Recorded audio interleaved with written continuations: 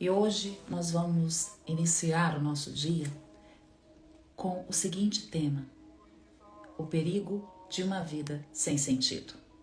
Não sei se você também tem vivido essa experiência de uma vida que caminha sem sentido, sem significado, uma vida onde parece que as coisas elas acontecem, vamos dizer assim, looping.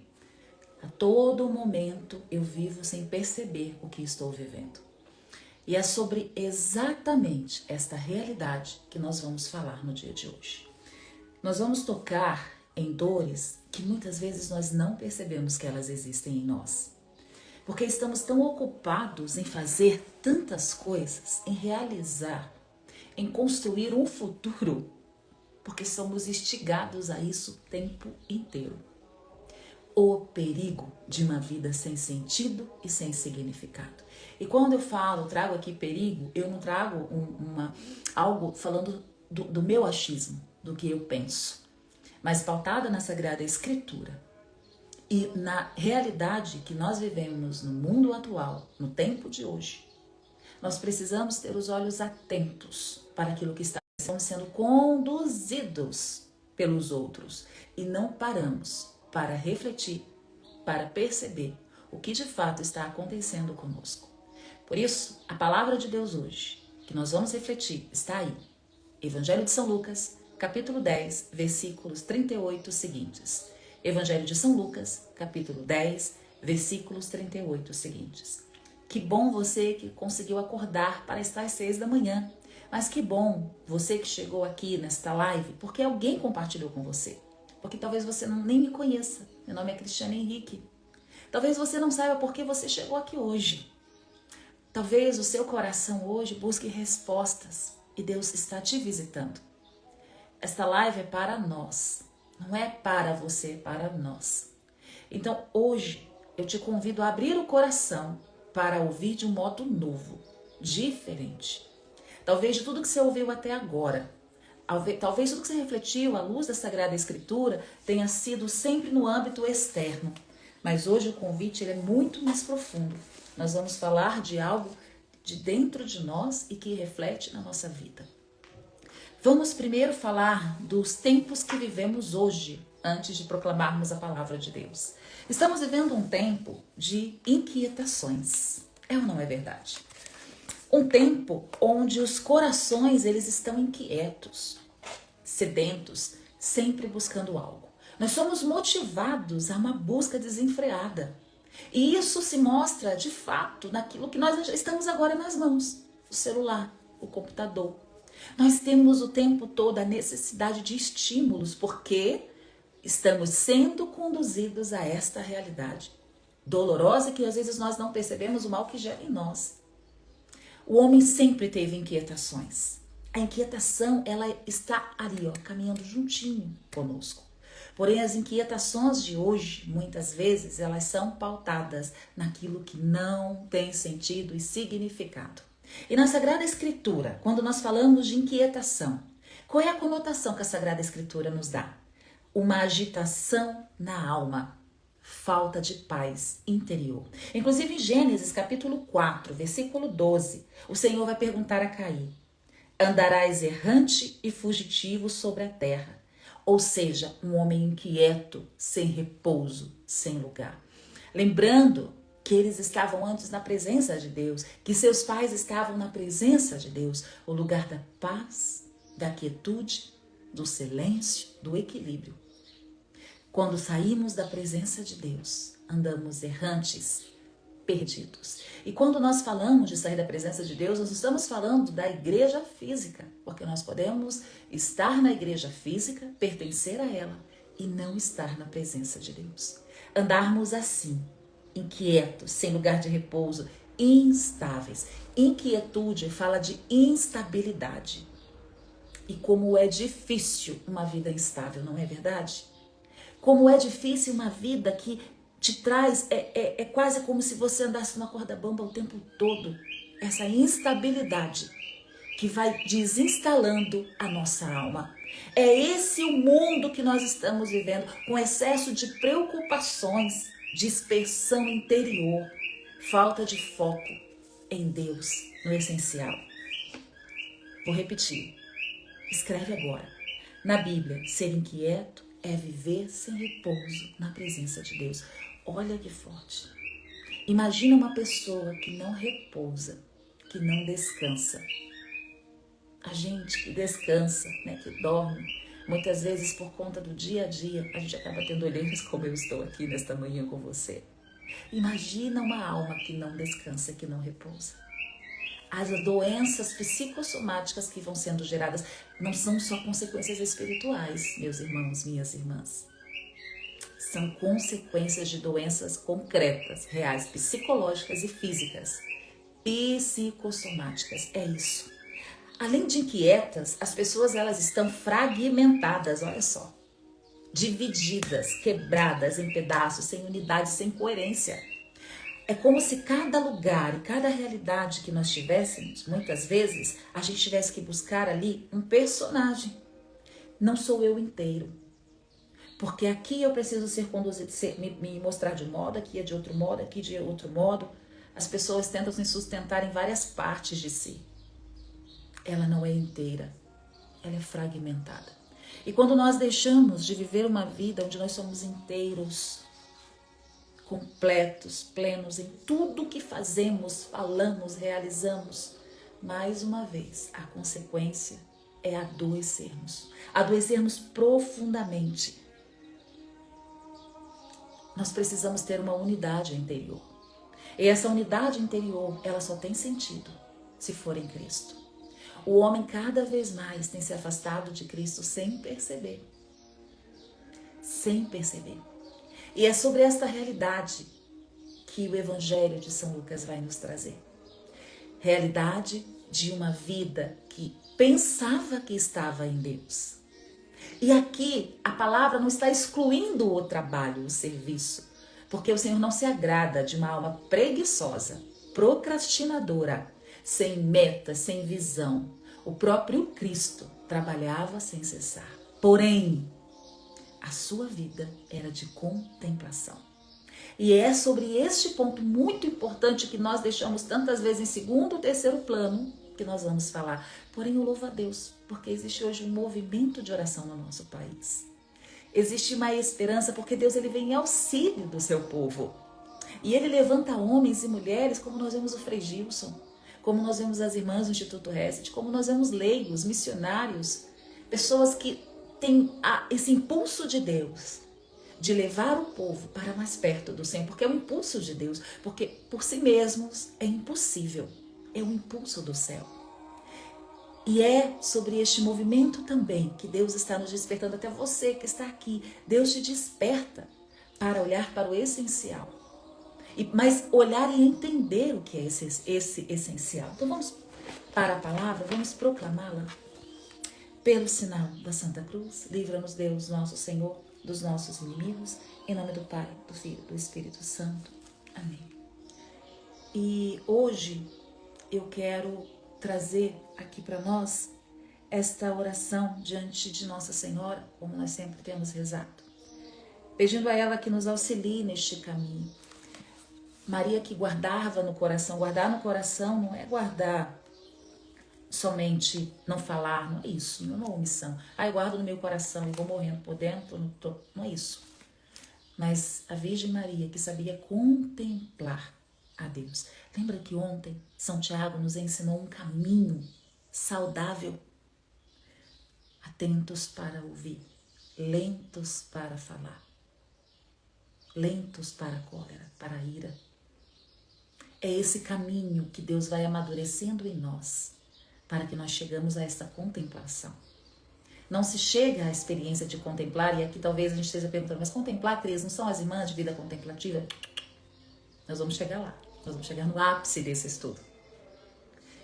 A vida que contempla, ela não olha para si, ela olha para o alto, e ela enxerga sentido em tudo que vive. Então vamos lá. A vossa proteção recorremos, Santa Mãe de Deus. Não desprezeis as nossas súplicas e nossas necessidades, mas livrai-nos sempre de todos os perigos. Ó Virgem gloriosa e bendita.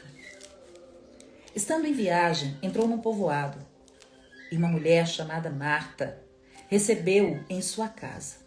Sua irmã, chamada Maria, ficou sentada aos pés do Senhor, escutando-lhe a palavra. Marta estava ocupada pelo muito serviço. Parando por fim, disse: Senhor, a ti não te importa que minha irmã me deixe assim sozinha a fazer o serviço? Dize-lhe, pois, que me ajude. O Senhor, porém, respondeu: Marta, Marta, tu te inquietas e te agitas por muitas coisas. No entanto, pouca coisa é necessária. Há até mesmo uma só. Maria, com efeito, escolheu a melhor parte, que não lhe será tirada. Palavra da salvação. Glória a vós, Senhor. É muito interessante porque Jesus, ele chega ali em Betânia, ele chega naquele povoado e ele vai se hospedar na casa de Marta, Maria e Lázaro, né? Nós já conhecemos, são nossos amigos também, os amigos de Jesus. E ao chegar naquela casa, quando nós chegamos na casa de alguém, como é gostoso ser recebido, né? Você tem esse hábito de quando recebe alguém na sua casa, você prepara a mesa, você prepara o que você tem de melhor na sua geladeira, na sua despensa, você se arruma para receber essa pessoa. É lindo. O acolhimento, ele é das maiores belezas, inclusive da fé. Então não há um desprezo por esse acolhimento, por essa entrega, por esse serviço. Porém, talvez Marta não tenha entendido quem estava ali. Marta queria sim dar o seu melhor para Jesus, mas ela não entendeu quem a visitava. Quando nós entendemos quem vem à nossa casa, quem vem nos visitar, nós não só preparamos a mesa, o ambiente é nós mesmos, nós nos preparamos para receber. Às vezes uma amiga mais próxima que vem me visitar e ela vai comigo para a cozinha me ajudar, vai estar comigo ali, a gente vai fazer um café, vai fazer um bolo. Mas dependendo da pessoa que vem para minha casa, eu preciso dar a ela todo o meu ouvido. Isso eu estou falando de pessoas, do meu semelhante. Marta não tinha entendido quem estava ali. Por isso que no início deste estudo da palavra eu disse, aqui não é sobre estar ou não na igreja. Aqui não é sobre servir ou não, conhecer ou não. Aqui é sobre entender de fato a quem nós servimos, a quem é o Senhor da nossa vida. É uma compreensão que não se enraiza em nós se não for pelo conhecimento profundo de Deus. E como esse conhecimento se dá? Pela palavra, pela Eucaristia, na verdade, Eucaristia, comungar, estar em Cristo, recebê-lo. A Eucaristia, uma vida de oração, são pilares importantes para que a gente possa reconhecer de fato quem é o Senhor. E não porque até na igreja eu percebo isso, eu já estou inserindo uma paróquia. Um ativismo das pessoas que servem a Deus, uma necessidade de mostrar serviço, uma necessidade de estar acima uns dos outros. Onde até mesmo, às vezes, nós vamos atropelando as pessoas. Mas eu estou na igreja, eu estou servindo em nome de Deus. Aqui o Senhor está dizendo para Marta, você está ocupada com muitos serviços, Marta. O que é uma pessoa ocupada? É uma pessoa que não tem tempo, ocupada, ou seja, meu espaço está ocupado. Eu tenho olhado para essa minha estante aqui atrás, ela estava assim, ocupada de muita coisa, é muito livro, é muita coisa. Eu tenho olhado para ela todos os dias inquieta, eu preciso desocupá-la, eu preciso abrir espaço. Porque não tem espaço para mais nada. É isso que significa você estar ocupada. Não tem espaço. Você está ocupada com tanta coisa, tanta coisa. Você está adoecendo. A sua alma está tão adoecida, Marta, que você não entendeu quem chegou na sua casa. Marta também estava agitada. Ou seja, dispersa. A agitação nos dispersa. A agitação nos tira do centro, do foco. Era assim que Marta estava, ocupada, dispersa pelo muito serviço, consumida pelo muito fazer. E não é assim que nós estamos vivendo esses dias. Minha avó, né, minha vozinha Maria, mãe da minha mãe que faleceu, eu me lembro que minha avó era uma mulher artesanal. Quando eu digo uma mulher artesanal, eu falo uma mulher que sabia contemplar a vida. Analfabeta, muito simples, uma vida muito simples, mas uma vida tão feliz. Nós tínhamos em casa, na casa da minha avó tinha um poço. Eu lembro, depois eu posso até contar essa história, minha avó pegou um franguinho e me deu, que eu criei como animal de estimação. Quem disse depois que esse franguinho podia ir para a panela? Porque ele se tornou meu companheirinho, eu cuidava dele, como eu já cuido da Emma, da Nina, que é nossas Goldens, fui criando um amor por ele. A minha avó nos sentava no chão, e eu me lembro que minha avó colocava feijão, arroz, farinha, carne, fazia bolinhos e ia dando na nossa boca ali. Nós, as filhas da minha mãe, meus primos. Minha avó fez com que a minha infância tivesse gosto. Então eu fui contemplando a vida, aprendendo com a minha avó, uma mulher artesanal. Coisa que hoje nós não temos tempo mais, porque como eu falei no início, nós estamos sendo consumidos, nós estamos sendo fragmentados e não percebemos que isso está acontecendo. E Jesus está dizendo para ela assim: Marta, Maria escolheu a melhor parte e isso não lhe será tirada. Olha só. O que você está vivendo hoje, Marta, o dia vai acabar, vai findar. Porque nós não podemos, meus irmãos e minhas irmãs, acrescentar um só dia à nossa vida. Um dia tudo isso vai findar. Nada do que eu tenho, minha estante, não vou levar. Nada eu vou levar. O que eu levo é isso aqui, é escutar a Deus. É ter uma vida em prontidão para escutar o Senhor, para contemplá-lo. Ontem Deus me deu a graça de ver uma experiência muito forte. Eu arrumei a minha sala, ela entra muita luz, mesmo à noite, por causa das luzes, tem muito poste. E eu senti a necessidade de um espaço interior para poder rezar depois no fim do dia mesmo, 11 da noite. E aí eu fui ontem, no horário que eu tive livre, ajustei tudo ali, coloquei uma mesinha perto do sofá, coloquei ali um espaço de oração e uma luminária bem simples ali. E à noite, sabe o que eu fiz? Eu apaguei as luzes, meu esposo ainda estava trabalhando, não tinha chegado em casa, e eu acendi a luminária. E que experiência que eu fiz com a Sagrada Escritura. E eu vou dizer para vocês, eu que todos os dias faço estudo da palavra aqui com você, eu estava com saudades de Deus. Porque eu me percebi, às vezes, sem contemplar o Senhor. E ali eu fiquei 2 horas contemplando o Senhor, como minha alma foi preenchida, como os espaços que estavam ocupados de tantas coisas foram sendo preenchidos por essa experiência profunda, concreta e real. E é sobre isso que Jesus está falando com Marta, o que Maria escolheu. E aqui é escolha. Eu não posso, eu sou tentada, assim somos tentados, não podemos negar, porém eu sempre posso escolher. O que está no teu coração? Onde está o teu coração, Cristiane? É aí que está o teu tesouro. Eu sempre posso escolher. Jesus está falando assim, eu não induzi Maria. Eu não induzi Maria. Mas ela escolheu a melhor parte. O que você quer escolher no dia de hoje? Santo Agostinho fazia um paralelo muito interessante entre Marta e Maria. Santo Agostinho, que eu amo tanto. Ele dizia que Marta é o modelo da vida ativa voltada para o tempo presente. E Maria é a vida contemplativa, que antecipa o céu. É isso que é contemplar. É ter uma vida em Deus, plenamente em Deus. E aí eu quero, para a gente ir findando já o nosso estudo da palavra, falar do meu amado Papa Bento XVI. Como eu bebi de Bento XVI, quanto eu me alimentei de Papa Bento XVI, né? Dos seus livros, né? A série Jesus de Nazaré, das suas encíclicas, Deus Caritas Est, até ontem eu a citei num vídeo que eu fiz. Bento XVI abriu muito o meu coração e os meus olhos para realidades que antes eu não conseguia enxergar. E Papa Bento XVI vai falar do homem sem contemplação que se perde no ativismo. E eu vou ler aqui para que eu seja fiel, porque não é fácil ser voz de Bento XVI, então que ele seja a voz primária. Bento XVI dizia que quando o homem se esquece de Deus e não cultiva a interioridade, cai num ativismo vazio, se perde em meio a coisas passageiras. Olha o que Santo Agostinho disse. Marta representa aquele que está focado para o tempo presente.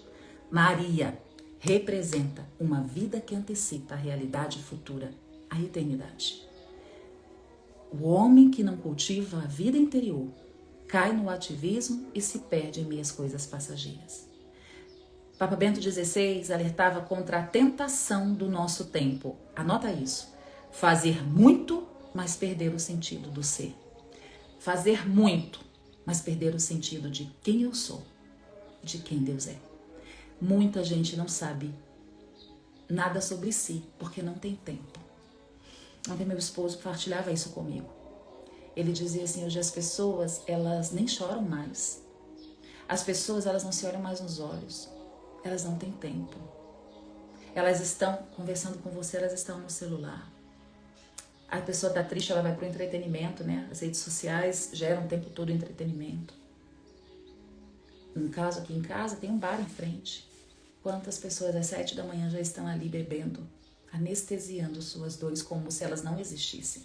Como se não fosse importante observar os sinais da nossa vida. E aqui não é uma questão de culpabilidade. E nós somos chamados e chamadas a interceder. Porque o mundo hoje está onde está porque perdeu o significado, o sentido da contemplação, do olhar para o Senhor. E nós precisamos sim viver o que os pastorinhos de Fátima nos pediram. Senhor, eu creio, adoro, espero e amo-vos. Peço-vos perdão para os que não creem, não adoram, não esperam e não vos amam. Uma vida contemplativa também é uma vida que intercede. Mas Papa Bento XVI vai dizer ainda, a contemplação não é fuga do mundo, mas o único modo de enxergar o mundo com clareza. Quando nós paramos para contemplar, para uma vida interior, nós vemos a verdade como ela é. Você já viveu essa experiência? Você vem com tanta coisa na sua cabeça, no seu coração, você está ocupada. Todos os seus espaços estão tomados de tantas realidades. Quando você para rezar, a luz se faz. Você consegue tomar decisões mais acertadas, você consegue enxergar melhor. E aí a audiência geral do Papa Bento XVI, de 7 de março do ano de 2012, ele diz exatamente assim: sem a oração e sem a contemplação, o homem não encontra o sentido profundo da sua ação. Perde-se, fica sem referência. Vou repetir lentamente para que você anote aí no seu caderno de estudos. Papa Bento XVI, no ano de 2012, disse: sem a oração, sem a contemplação, o homem não encontra o sentido profundo da sua ação. Perde-se, fica sem referência. As coisas se tornam vazias. As doenças, as enfermidades, principalmente essa psicossomática, ela vem com tudo sobre nós, nos roubando de nós mesmos, de Deus e de quem nós amamos. Quero mesmo pedir ao Senhor neste dia que nós tenhamos uma vida repleta de sentido. Não é fácil, não é. Eu sei o que é capaz de nos roubar porque nós estamos todos no mesmo barco. Eu, você, nós estamos neste barco.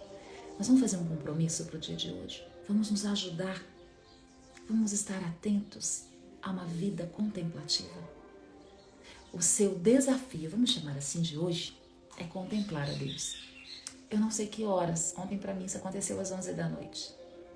Eu não sei em que momento, mas eu quero te pedir que a luz da Sagrada Escritura, da Palavra de Deus, para um momento no dia de hoje, nesse turbilhão de coisas que você está vivendo.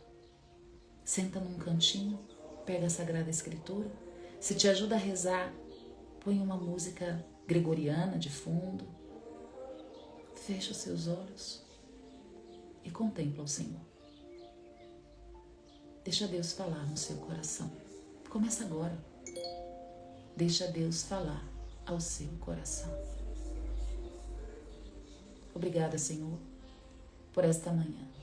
Obrigada por esta palavra que nos conduz ao fim de semana. Obrigada, Senhor, porque o Senhor é tão bom, que vem nos exortando para que possamos enxergar o essencial.